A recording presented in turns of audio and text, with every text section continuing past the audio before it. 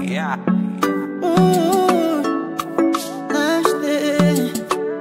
Ntimanda kupasa ufasa palibecho sala ndinong'oneze baby pamene sindifikira moyo wanga onse chikondi changa chonse chilanga lonse ndiweyo kulamulira ona ndazipeleka nsembe ndakukonda sindingazembe